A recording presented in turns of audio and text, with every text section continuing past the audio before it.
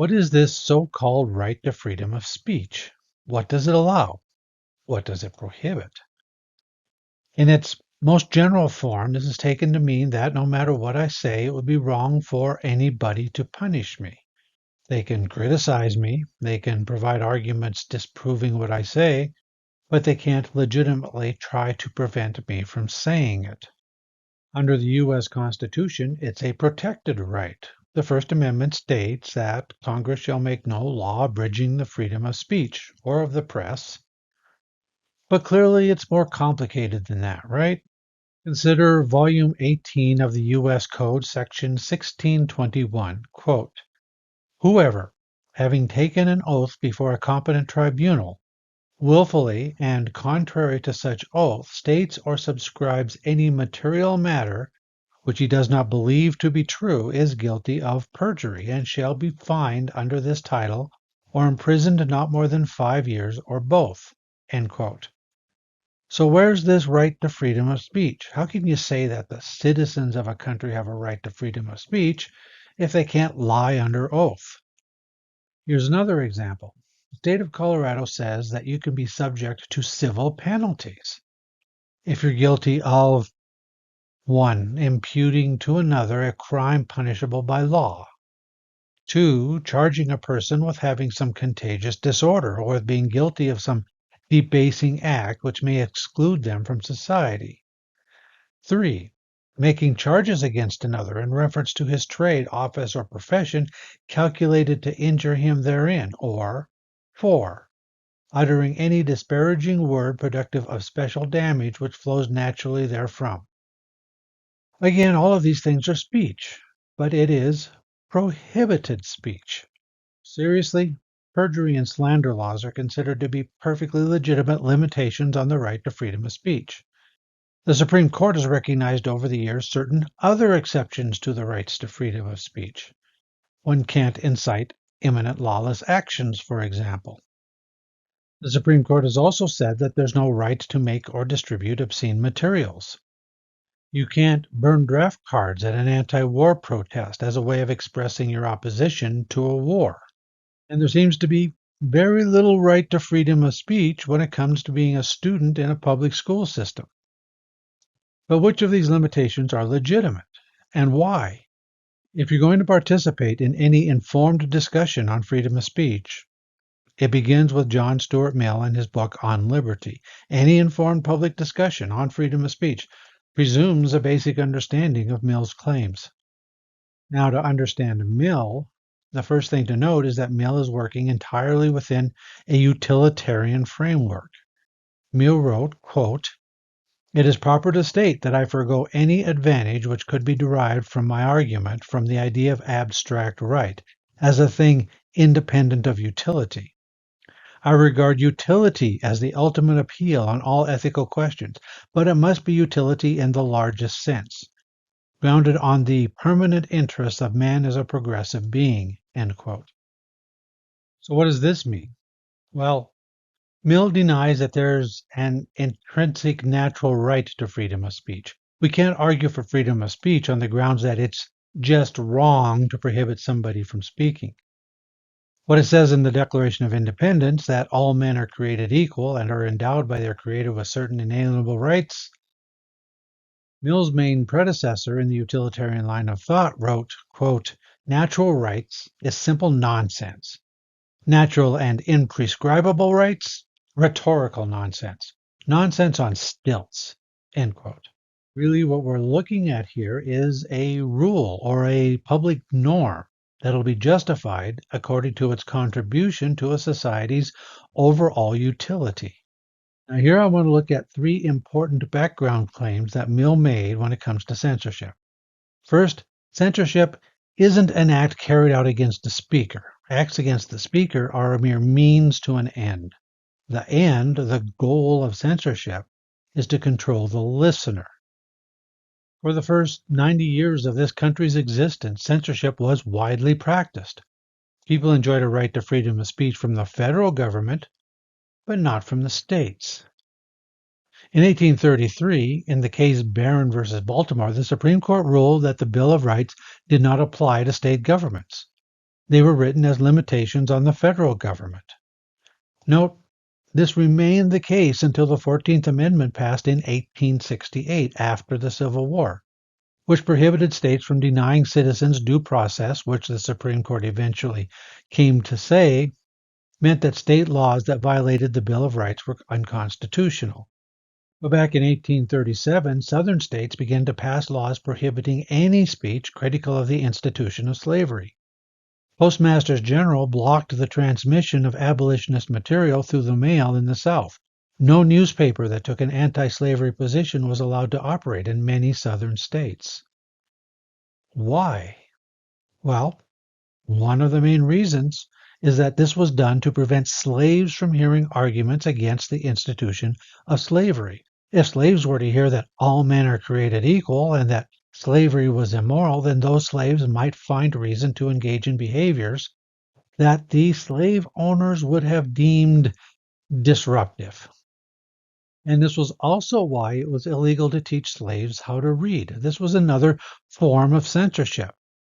Again, designed not to control the speakers, but to prevent the readers from getting any ideas.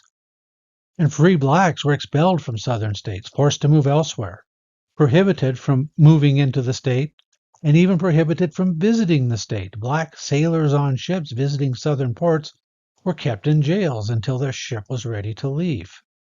These laws all had the same goal, to prevent slaves from deciding that they had a right to be free. And this need to control the slave through censorship was one of the reasons the South was so eager to secede from the Union following Lincoln's election. As president, Lincoln would certainly appoint Republican judges and Republican postmasters general and find ways to weaken the Southern states' anti-abolitionist censorship laws. Now, this is something of an aside, but I find it interesting. Many assert that one of the legitimate grounds for censorship is to prevent violence. Inciting a riot may be legitimately condemned. However, many of those who defended this censorship of abolitionist materials claim that this was justified precisely because the abolitionist materials might provoke violence. Specifically, they feared a slave revolt. And that fear wasn't entirely irrational.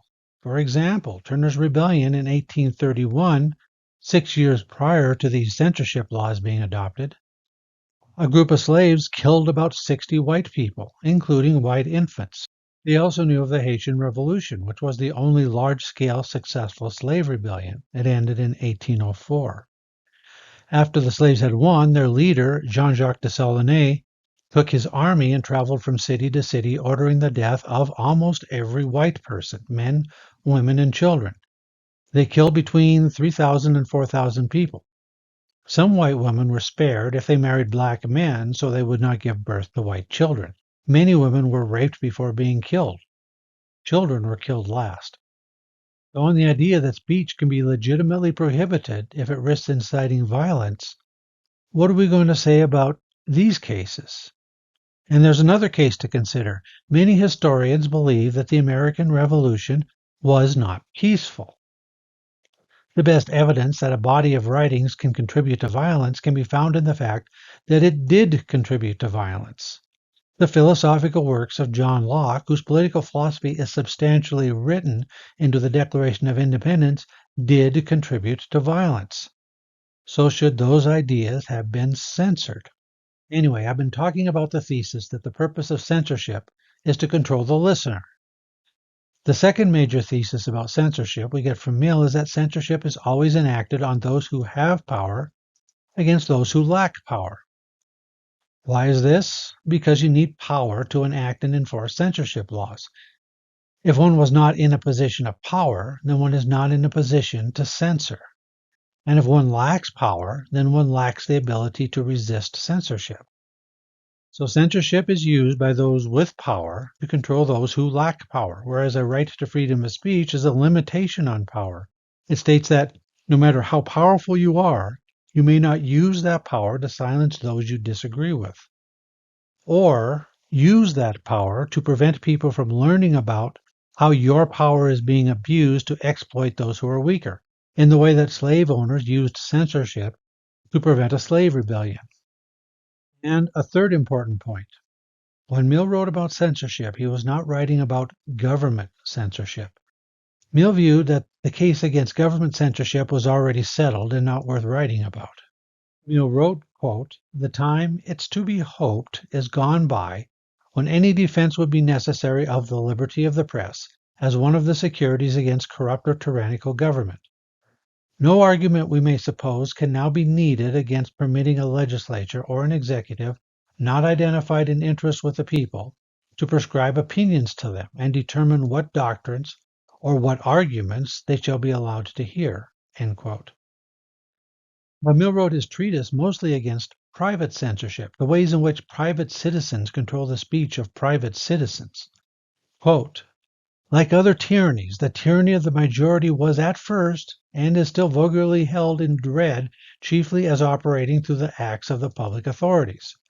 But reflecting persons perceive that when society is itself the tyrant, society collectively, over the separate individuals who compose it, its means of tyrannizing are not restricted to the acts which it may do by the hands of its political functionaries. Society can and does execute its own mandates.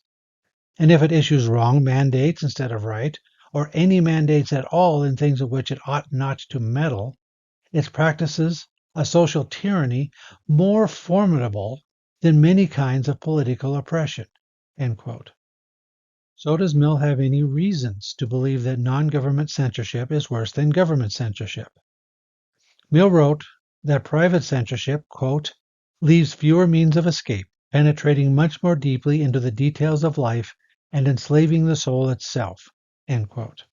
Here's the argument. Now we're assuming we're talking about an otherwise just society, and we're asking if there is room for censorship in such a society. Before you can be convicted of violating a censorship law, the government would have to do several things, at least in the United States. They'd have to present evidence of your crime to a grand jury. They'd have to get an indictment, arrest you, read you your rights. You have a right to an attorney to defend you. You have a right to a trial by jury of your peers. You have a right to present your side of the story to the jury. And you can only be convicted by their unanimous consent. And the worst that can happen if you are convicted is you go to jail, where you're still provided with food, shelter, and medical care. Being convicted by society for saying something wrong requires none of these things. All it takes is somebody with influence asserting that you said something that they interpret as contemptible. You have no right to a trial. Nobody needs to listen what you say in your defense. And the punishment can deprive you of the very means of obtaining food, shelter, and medical care. Consider the case of losing your job as a result of saying something that society finds contemptible. Mill writes, quote, "In respect to all persons but those whose pecuniary circumstances make them independent of the goodwill of other people, opinion on this subject is as efficacious as law. Men might as well be imprisoned as excluded from the means of earning their bread." End quote. Wealthy people who don't need income from others are still free to speak. They can't be harmed. It is only those who need their job who can feel the force of this type of censorship. Mill went on to say, quote, "Those whose bread is already secured and who desire no favors from men in power or from bodies of men or from the public have nothing to fear from the open avowal of any opinions." End quote. This video is aimed to set the stage for a discussion of censorship. Mill is going to argue that the proper limits to a right to freedom of speech are those of a rule that, if generally adopted, would produce the most utility within a society. In making this calculation, we need to make some note of some features of censorship.